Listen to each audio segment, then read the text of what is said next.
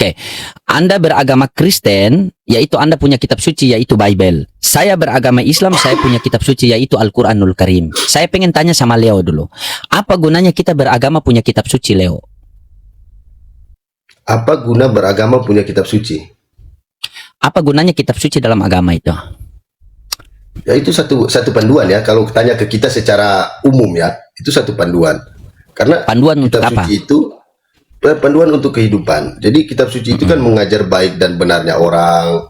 Di situ punya aturan-aturan yang disebutkan yang harus orang backing. Nah, Oke, aturan dari mana? Yang setahu kita, ya mungkin itu aturan dari Tuhan. Aturan Karena dari Tuhan. Iya, Oke. kan tidak pernah juga ada ayat bahwa bilang begini. Itu firman Tuhan, tetapi bukan Tuhan yang Ya, sabar dulu. menulis. Sabar Gitu, dulu. seperti itu. Sabar dulu. Ya, dengan kitab suci inilah kita bisa mengenal Tuhan kita. Sepakat? Betul, sepakat. Dengan kitab suci inilah kita tahu apa larangan Tuhan kita dan apa perintah Tuhan kita. Tugasnya kita seorang hamba ini mentaati segala perintah Tuhan dan menjauhi seluruh larangan-larangan Tuhan. Betul? Betul, itu sepakat. Oke. Nah sekarang, adakah tidak di dalam kitab suci Anda menceritakan bahwa Yesus adalah Tuhan pencipta langit dan bumi? Kalau selama kita baca ya, tidak ada. Ya sudah, kalau tidak ada. Ya sudah. Nah, ketika Anda mengatakan selama Anda membaca itu tidak ada, terus kenapa sampai sekarang Anda masih menuhankan Yesus?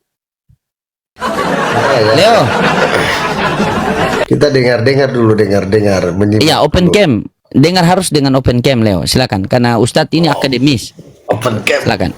Oh. Jadi posisi sekarang Kristen atau ateis ini, Leo? Makasih Bunda Matahati.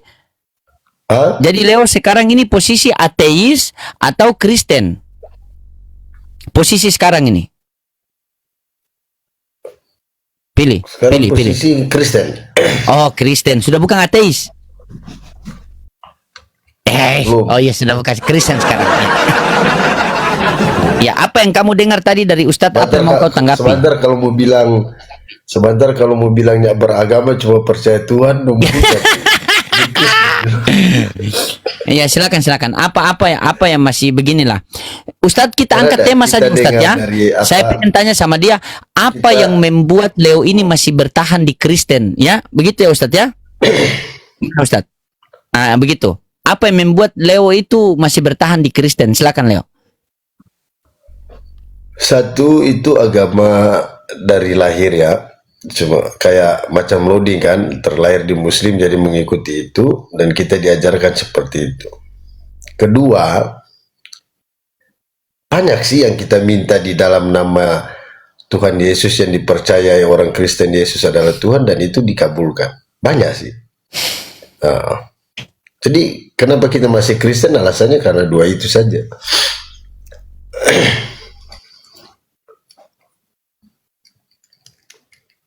Ada tambahan? Nah, kita senang dengar Pak Ustadz wawasan yang luas, biar kita tambah-tambah ilmu sedikit. Makanya kita tadi suka naik cuma dengar aja. Nanti kalau kita nyimak ya mungkin ada kesimpulan untuk satu pertanyaan, tapi yang ibu tadi turun.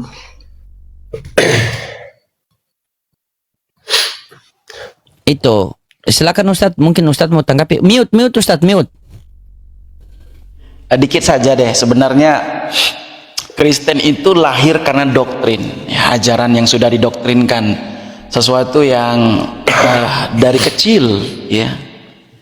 Semua manusia itu adalah ahlul fitrah dari lahir. Ketika dilahirkan itu adalah ahlul fitrah dalam Islam itu.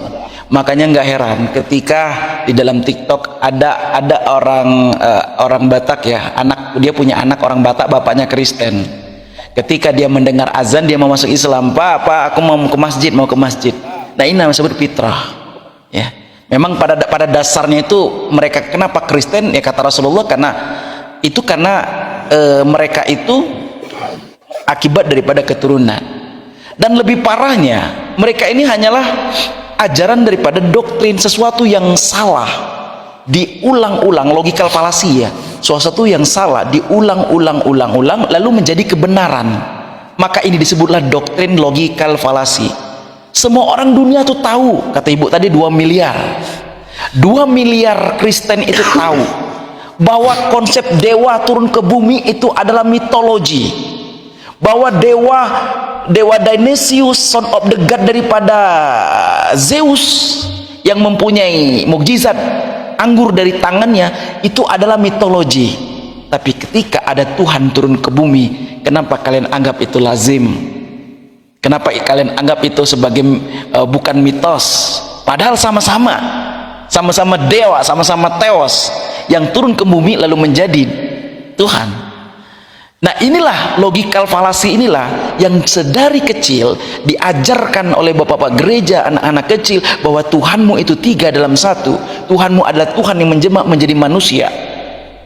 Padahal itu bertentangan dengan Maleakhi 3 ayat 6, ya. Ya, jadi itu Bang. Jadi sebenarnya bukan karena orang tua juga, sebenarnya memang maksudnya bukan karena orang tua juga, tapi karena memang dari orang tua itu doktrin.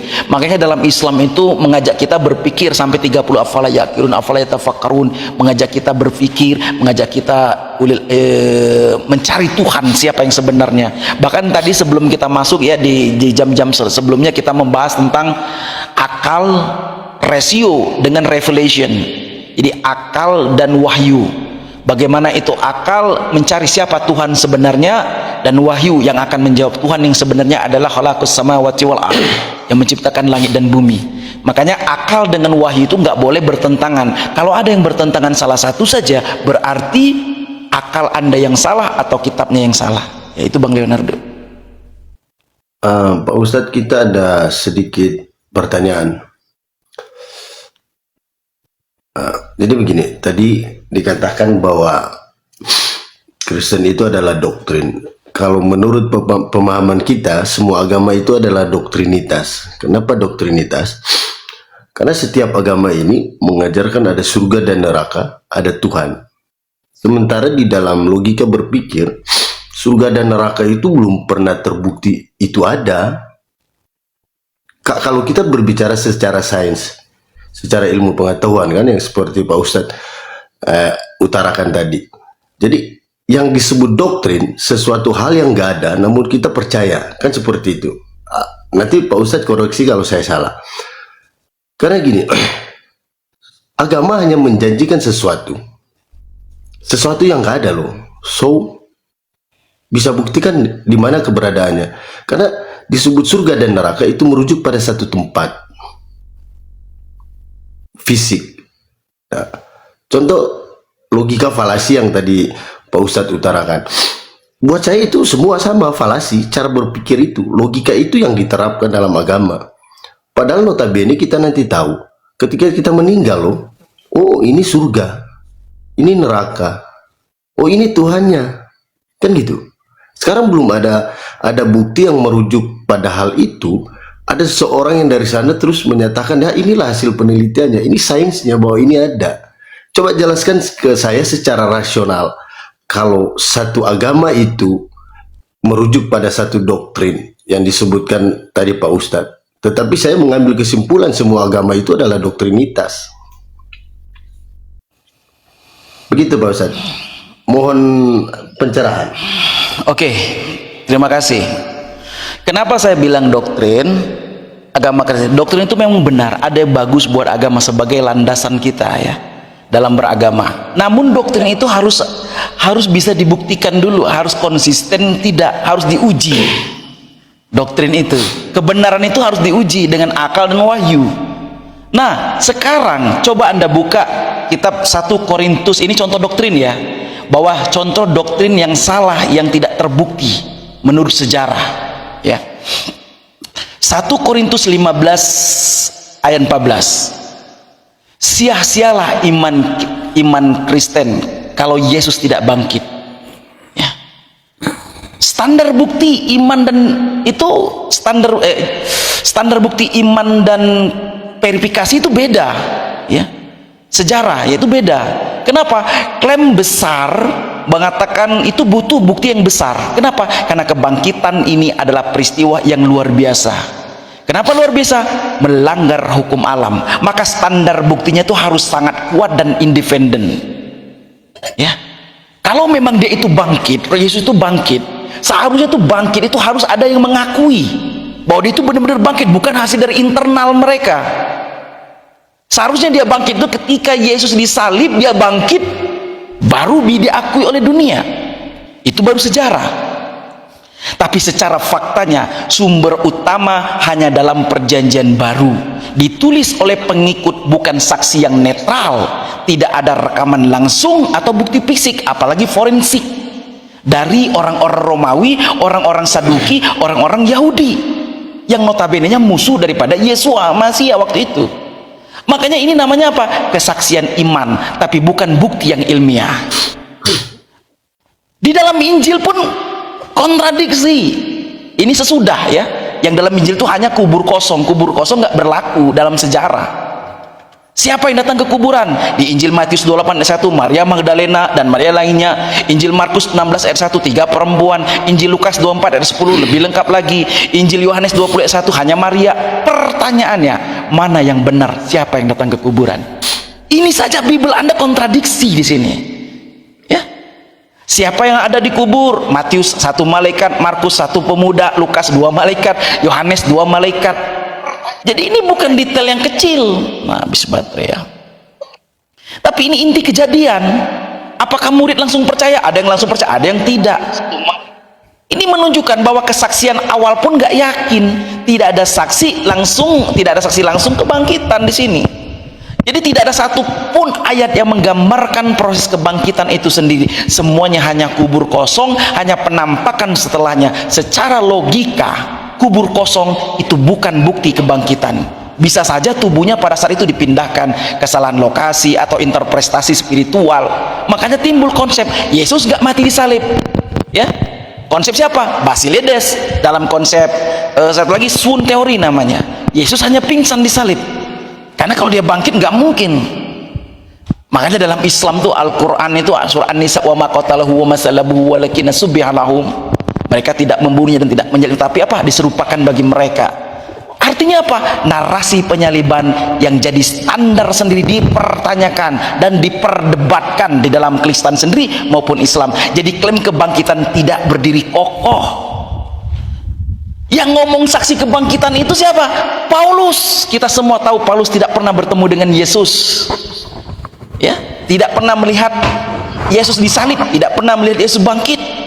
Bahkan dia mengatakan banyak saksinya, ada 500 saksi di 1 Korintus 15. Pertanyaannya, ya siapa 500 orang itu? Itu kan dari Paulus, bukan laporan langsung dari 500 orang itu. Tidak ada nama-namanya, tidak ada catatan independen dari 500 orang itu. Nama-namanya siapa? Apa Ucok, apa Ade, apa Bambang? Ini nggak sebut. Inilah namanya apa? Testimoni sekunder, bukan laporan forensik, bukan saksi. Kalau kebangkitan itu fakta sejarah yang kuat, kenapa detail berbeda di dalam Bible? Kenapa tidak ada satupun saksi yang melihat proses kebangkitan? Kenapa? Karena bukti utamanya berasal dari pengikut itu sendiri. Jadi tidak ada bukti empiris langsung. Teks Injilnya aja bermasalah, tidak konsisten, sumbernya berasal hanya dari komunitas iman mereka. Maka kebangkitan adalah keyakinan teologis, doktrin, bukan fakta yang tak terbantahkan. Inilah salah satu doktrin. Ya, yang ngomong siapa yang pembuat doktrin itu? Paulus. 1 Korintus 15:14. Islam tidak pernah bertumpu kepada kejadian yang historis, tapi Kristen akan punah, akan hancur, akan musnah jika Yesus tidak bangkit. Maka pertanyaannya, siapa saksi kebangkitan itu? Silakan Bang.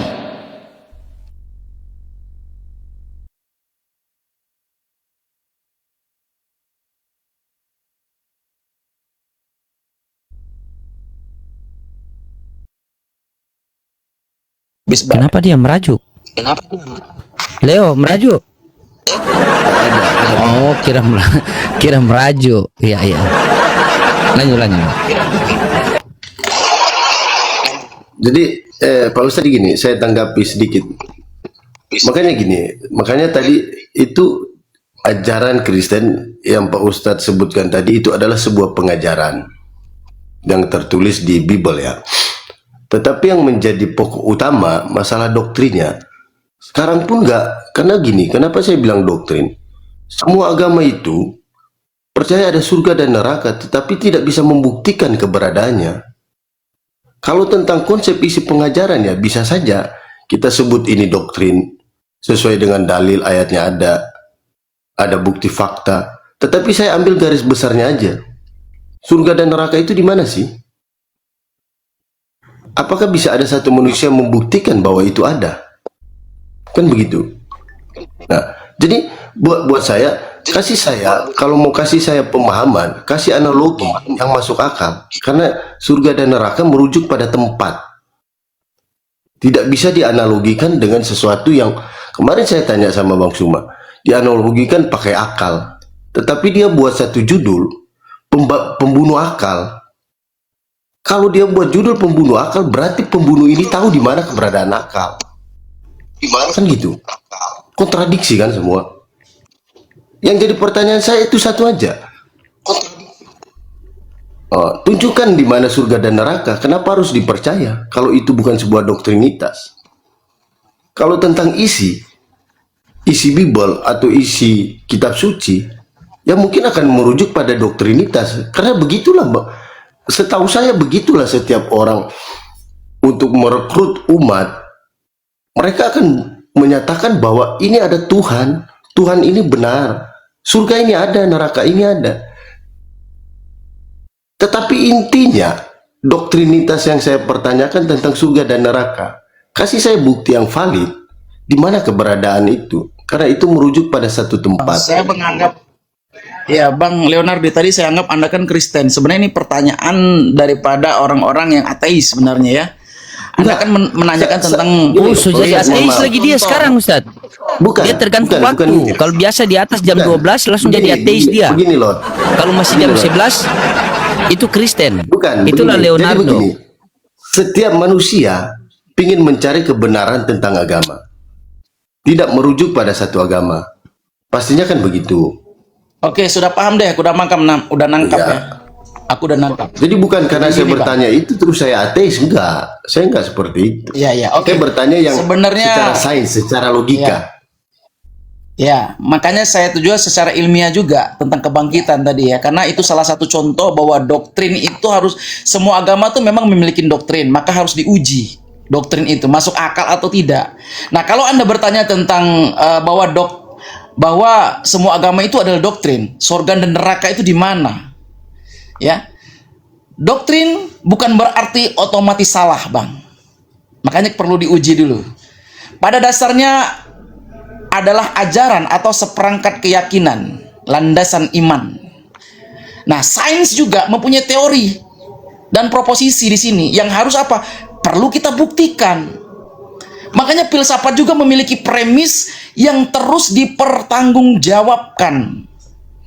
Pertanyaannya, yang benar, pertanyaan yang benar tuh begini, ya. Pertanyaan bukan apakah agama punya doktrin, bukan, tetapi apakah doktrin tersebut mempunyai alasan dan bukti yang memadai. Ya, itu. Jadi punya doktrin sama dengan salah, itu maka argumen itu melakukan genetik falasi namanya. Menilai benar salah satunya satu klaim berdasarkan bentuk atau asalnya bukan berdasarkan evidensi. Nah, sorga dan neraka tidak logis. Ini belum terbukti, kata Anda tadi. Nah, sama. Jadi ada perbedaan. Tidak bisa dilihat bukan berarti itu nggak ada, Bang. Tidak bisa dilihat bukan berarti nggak ada. Kenapa? Karena konsepnya mengandung kontradiksi. Ya. Dan konsepnya itu mengandung konsep bukan berarti tidak mungkin.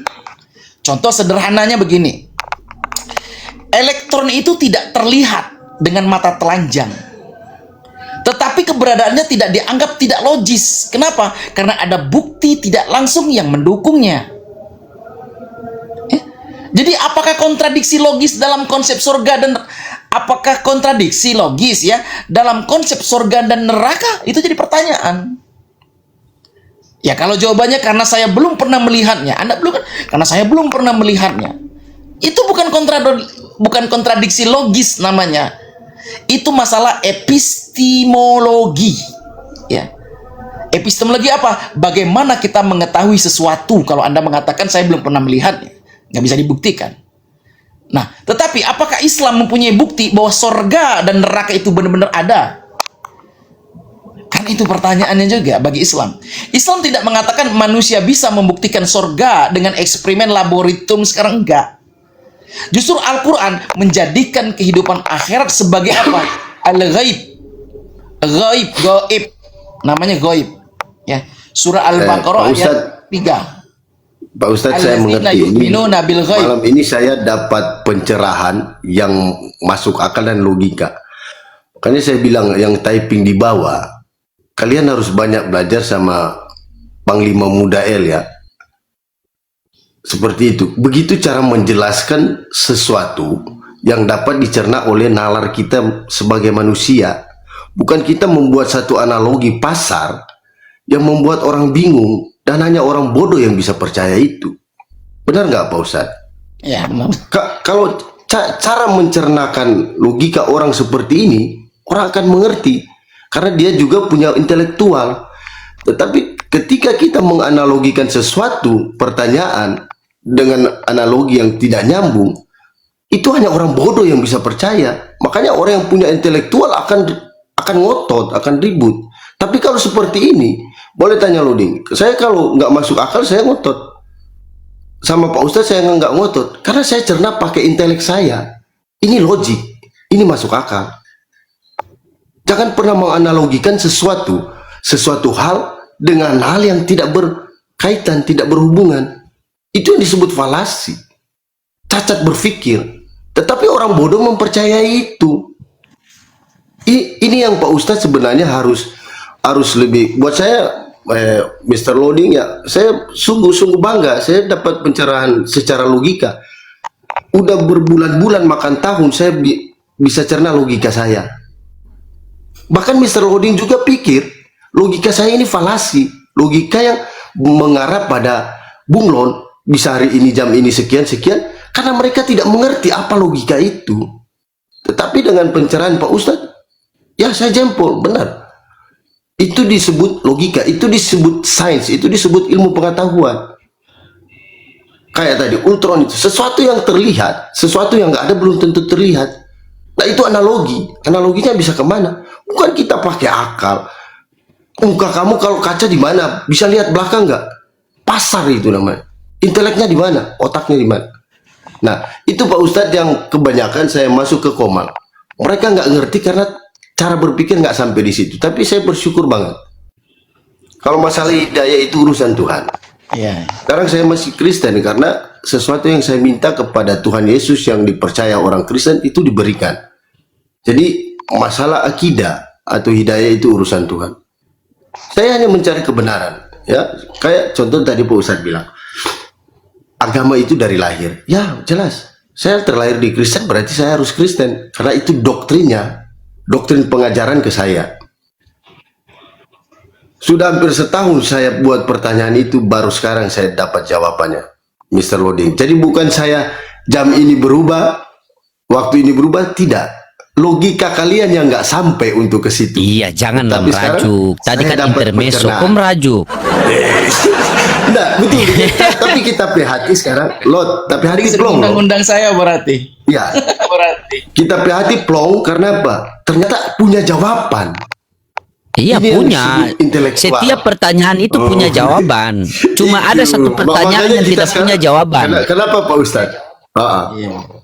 Kenapa kita sering masuk Komal? Pertanyaan kita hanya sama itu aja. Karena sampai sekarang kita baru sekarang ini detik jam ini waktu Maluku Utara udah 2:30. Saya diam dan saya mendengar. Ya seperti itu penjelasan. Itu yang mampu dicerna oleh nalar saya. Yang logika seperti itu. Tapi saya bersyukur dan berterima kasih. Masalah akidah dan hidayah itu urusan Tuhan. Urusan belakang. Seperti itu aja. Berarti pertanyaan ini sudah nggak akan saya tanya lagi karena sudah saya punya jawaban. Oke, mantap. Begitu. Tapi ada pertanyaan yang tidak bisa dijawab loh. Gimana? Ada pertanyaan yang tidak bisa dijawab. Apa itu? Coba kasih saya logikanya seperti apa?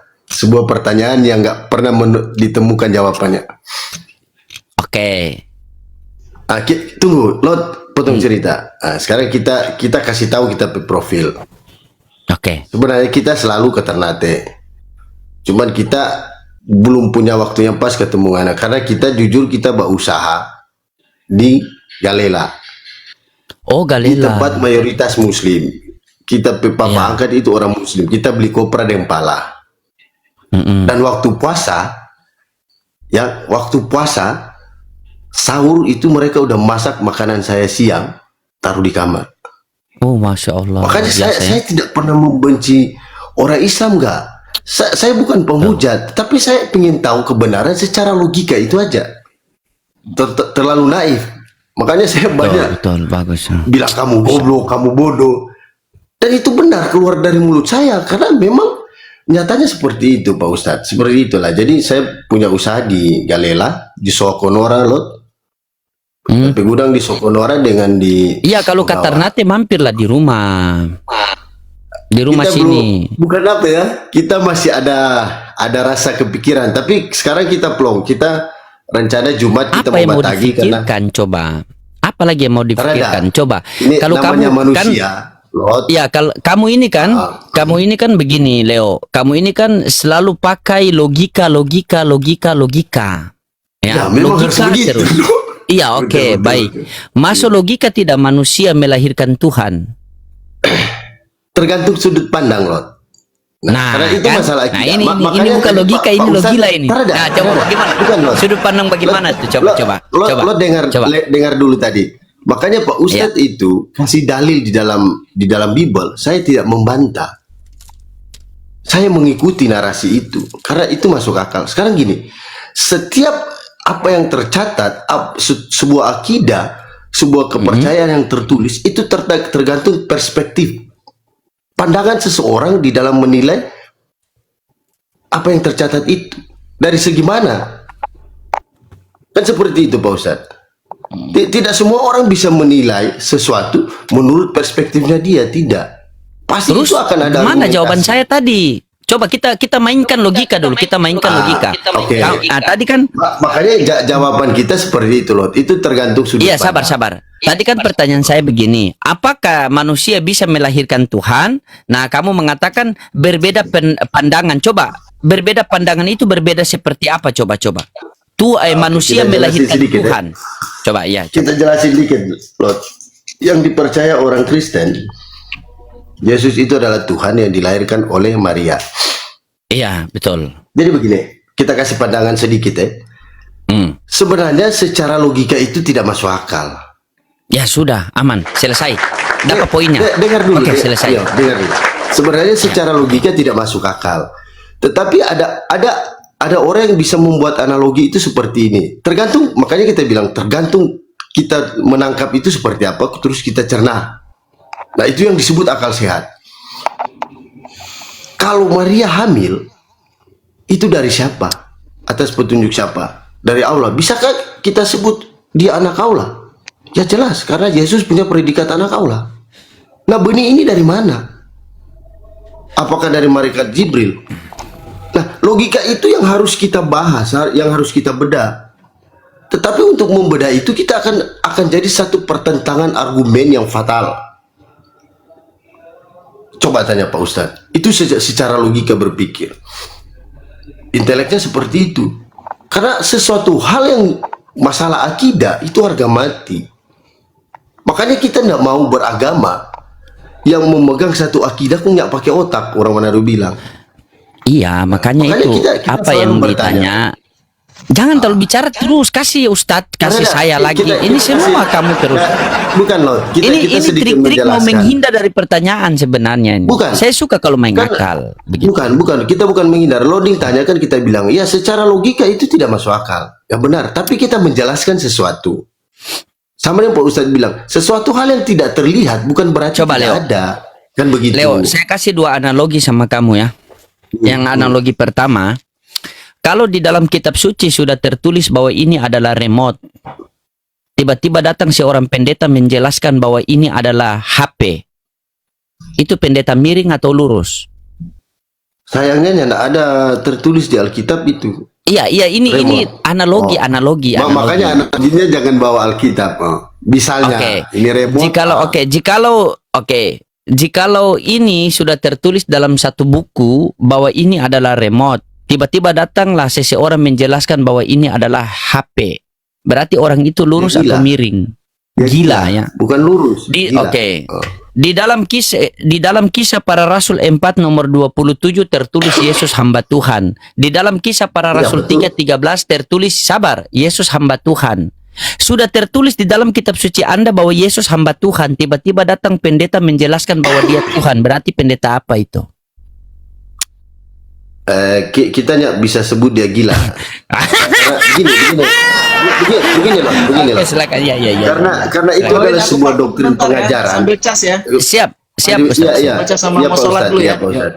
Oke, Iya, siap, Pak Ustadz, silakan. Jadi begini loh, karena itu sama yang Pak Ustadz jelaskan tadi, itu adalah sebuah doktrin pengajaran. Ya, di mana supaya orang bisa memahami sesuatu dan bisa percaya. Seperti itu. Jadi kita tidak bisa bilang dia gila, pendeta itu gila atau apa, tidak bisa. Kita tidak bisa menghakimi hal itu karena itu masing-masing punya kepercayaan. Oke, tapi mereka kenapa? bilang- Iya, sabar. Tapi kenapa waktu pertama saya menganalogikan bahwa ini adalah remote yang tertulis di dalam satu buku, bahwa ini adalah remote, datanglah seseorang menjelaskan bahwa ini adalah handphone, kamu mengatakan itu orang gila. Setelah saya Iya, masuk ke dia poinnya, kamu mengatakan kamu tidak berani mengatakan itu pendeta gila. Tidak bisa. Berarti di sini akal kamu itu masih berjalan untuk memilih kasih. Begitu. Bukan memilih kasih. Gini loh. Iya, Karena nggak bisa pertanyakan Pak kita seperti itu. Coba nggak tanyakan Pak Pendeta. Kemungkinan mereka lebih tahu untuk menjelaskan itu. Apakah ada dalil lain yang bisa mengarahkan seperti itu? Nah, makanya kita tidak punya hak prerogatif untuk menjawab itu. Seperti itu. Karena kita Ya, pertama begini. bukan di situ. Pertama begini, Leo. Sudah saya sampaikan ulang-ulang, Leo, ya, bahwa kita ini beragama. Anda beragama Kristen, Anda punya kitab suci, yaitu Bible. Kita sambil Saya jadi dia sembunyi muka. Oke. Anda beragama Kristen, yaitu Anda punya kitab suci, yaitu Bible. Saya beragama Islam, saya punya kitab suci, yaitu Al-Quranul Karim. Saya pengen tanya sama Leo dulu. Apa gunanya kita beragama punya kitab suci, Leo? Apa guna beragama punya kitab suci? Apa gunanya kitab suci dalam agama itu? Ya itu satu panduan ya. Kalau tanya ke kita secara umum ya, itu satu panduan. Karena Panduan untuk kitab apa? suci itu panduan untuk kehidupan. Jadi kitab suci itu kan mengajar baik dan benarnya orang. Di situ punya aturan-aturan yang disebutkan yang harus orang backing. Nah, Oke, itu aturan yang dari mana? Yang setahu kita, ya mungkin itu aturan dari Tuhan. Aturan Karena dari lo- Tuhan. Iya. Oke. Kan tidak Nah. pernah juga ada ayat bahwa bilang begini, itu firman Tuhan, tetapi bukan Tuhan Ya, yang sabar dulu. menulis, Sabar gitu, dulu. seperti itu. Sabar dulu. Ya, dengan kitab suci inilah kita bisa mengenal Tuhan kita. Sepakat? Betul, sepakat. Dengan kitab suci inilah kita tahu apa larangan Tuhan kita dan apa perintah Tuhan kita. Tugasnya kita seorang hamba ini mentaati segala perintah Tuhan dan menjauhi seluruh larangan-larangan Tuhan. Betul? Betul, itu sepakat. Oke. Gitu loh. Oke, nah sekarang adakah tidak di dalam kitab suci Anda menceritakan bahwa Yesus adalah Tuhan pencipta langit dan bumi? Kalau selama kita baca ya, tidak ada. Ya sudah, Tidak ada. kalau tidak ada. Ya sudah. Nah, ketika Anda mengatakan selama Anda membaca itu tidak ada, terus kenapa sampai sekarang Anda masih menuhankan Yesus? Nah, itulah yang kita bilang tadi, Lot. Itu adalah sebuah doktrin pengajaran dan didukung oleh beberapa ayat. Ayat itu yang diajarkan ya, karena kan tanya ke kita karena kita Kristen kan. Yang Sabar, diajarkan kita sambut. seperti itu. Assalamualaikum, abangku, Abang Jun. Ya, lanjut. Waalaikumsalam. Bang Jadi Lodi begitu, semuanya. Maaf, Bunda potong dulu ya, Bang Leo. Bunda Siap. turun dulu ya, mau istirahat dulu buat semuanya. Terima kasih. Siap, Dan Bunda, terima terus kasih. dukung Siap. support Bang Loding punya apa? Vote untuk di Media OMG ya. Lanjut. Assalamualaikum warahmatullahi wabarakatuh. Waalaikumsalam warahmatullahi wabarakatuh.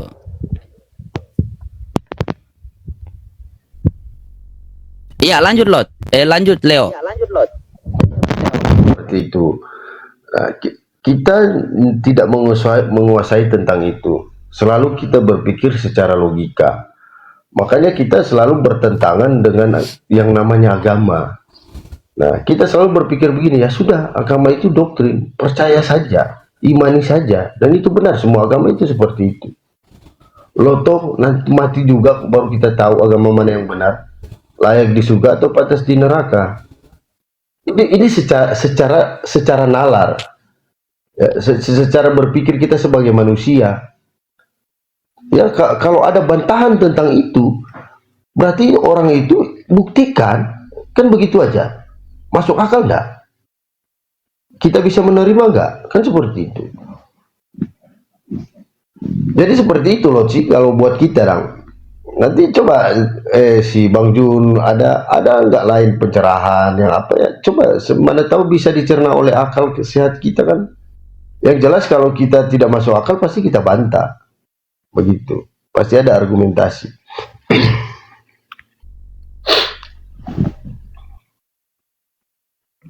Apa sih apa? Jadi pertanyaan saya gini, Iya. Bang. Mungkin nggak Tuhan itu sekaligus bukan Tuhan?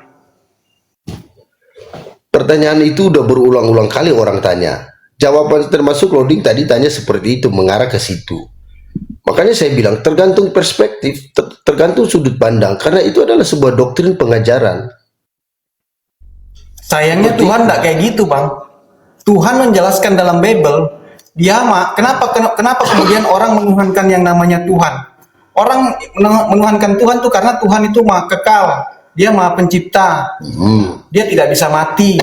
Lalu ada Tuhan yang menyatakan dirinya dia kekal, tetapi dia mati. Itu kan kontradiksi, Bang.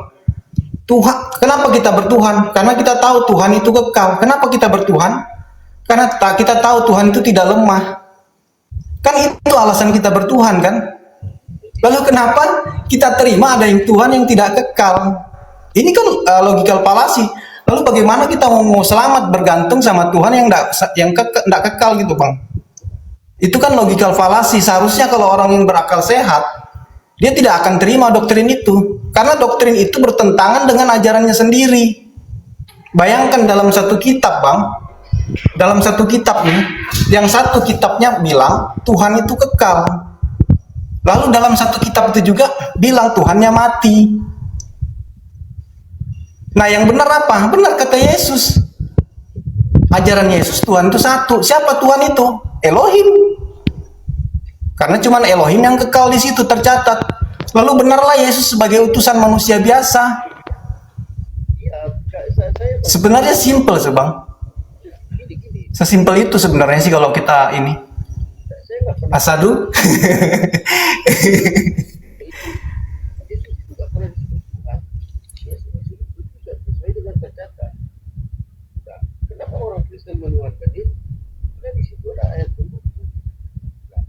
Suara mendam. Suaranya suara. hilang, Bang.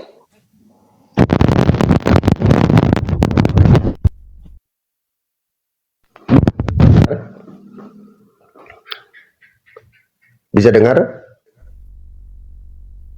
Hilang suaranya, Bang. Ini udah jelas belum? Udah. Mantap. Lanjut dulu ya. Saya balas WA bentar. Iya. Jadi begini Bang Jun. Ya. Dengarkan Bang Jun, dengarkan. Ya. Jadi begini Bang Jun. Itu perkataan Bang Jun itu nggak salah. Di Bible itu tercatat itu seperti itu. Yesus pun tidak pernah mengakui dia Tuhan. Benar. Dia hanya disebut sebagai seorang utusan, rabi, guru. Tetapi ada ayat pendukung yang menyatakan ketika segala kuasa di langit dan di bumi diberikan pada dia, maka doktrin itulah yang mengiyakan orang Kristen menuhankan Yesus. Kenapa? Karena kata Tuhan itu adalah predikat. Apakah Tuhan punya nama? Orang semua akan menyebut Tuhan itu adalah Sang Pencipta. Notabene juga kan Tuhan nggak tahu di mana sekarang. Sekarang makanya pemahaman saya orang selalu berpikir ke ateis. Karena saya bilang begini, lebih nyata iblis loh. Kalau di kampung saya itu ada setan. Setan itu merujuk pada iblis. Kalau anjing gonggong itu, tapi enggak pernah orang bilang di sana ada Tuhan. Tuhan itu hanya bisa dirasakan, tapi tidak bisa dilihat. Keberadaan Tuhan hanya bisa dirasakan. Lebih nyata keberadaan setan. Dan setan pun bisa jadi Tuhan. Karena setan punya kuasa di bumi seperti itu.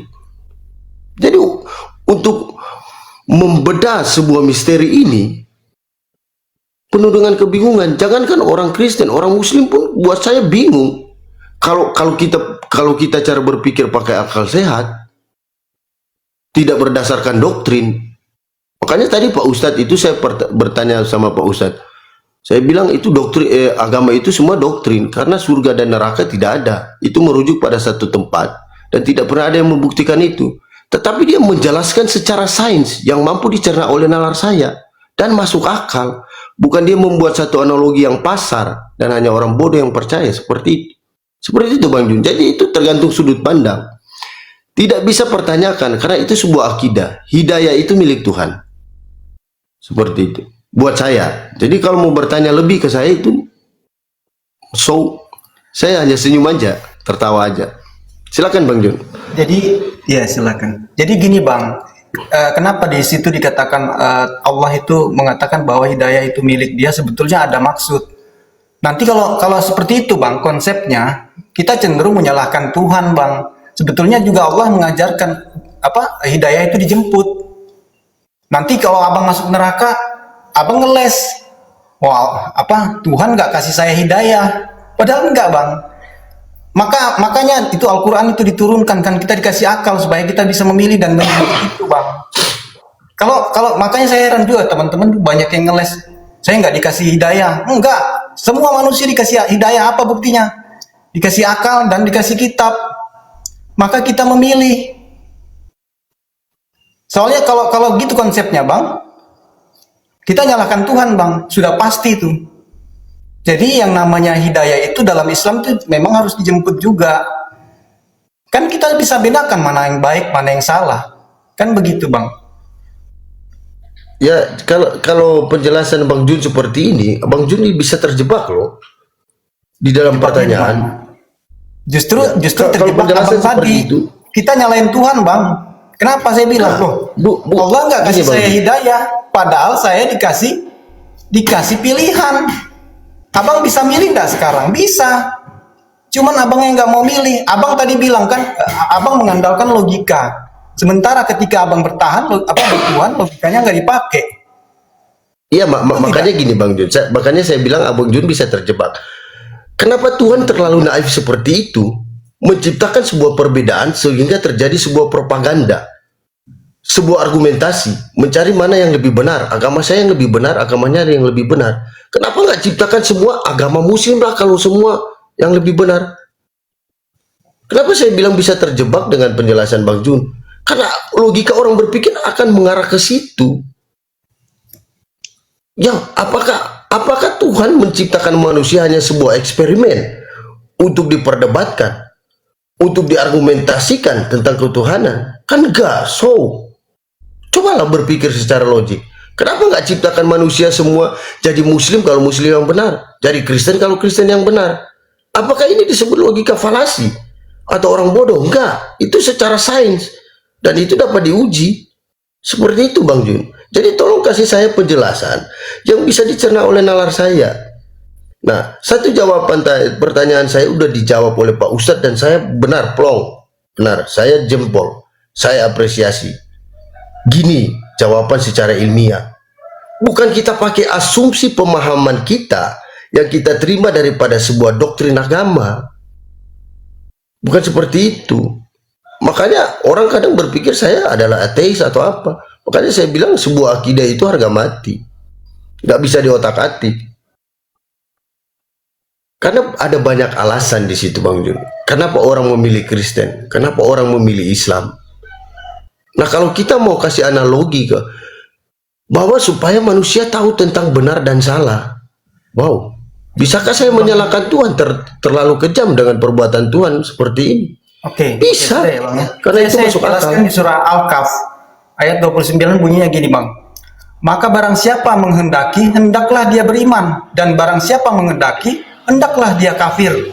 Jadi ini merupakan apa? Secara eksplisit bahwa Tuhan itu memberikan kita pilihan.